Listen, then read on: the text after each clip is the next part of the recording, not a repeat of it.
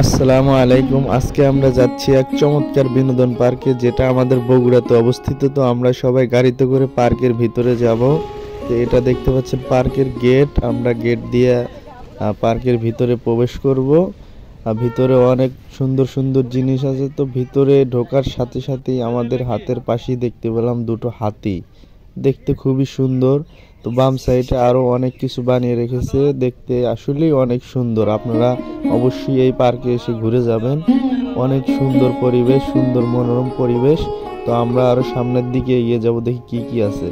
এখানে দেখতে পাচ্ছি সূর্যমুখী ফুল, কয়েকজন আবার সেটা দেখতেছে। ফুলগুলো রোদে খুবই সুন্দর দেখা যাচ্ছে। তো আসলে অবশ্যই এখানে আসবেন। তারপর আরো একটু সামনে গিয়ে দেখতেছি এখানে একটা ব্যাঙ। ওরে বাবা, দেখতে তো ভালোই দেখা যাইতেছে। ওগুলো আবার কি? ও কাঁঠাল। আচ্ছা, যাই হোক, তারা বানিয়ে রেখেছে। ও মাই গড, এটার নাম কি? এটা আসলে হনুমান না শিম্পাঞ্জি? আপনারা কমেন্টে জানাবেন। আমি এটাকে দেখে চিনতে পারতেছি না আসলে এটা কি। এত বড় করে বানিয়ে রাখার কি দরকার? এটা কি TMSS না? আচ্ছা, যাই হোক, শেষমেশ আমরা এই যে 9D মুভি দেখতেছি।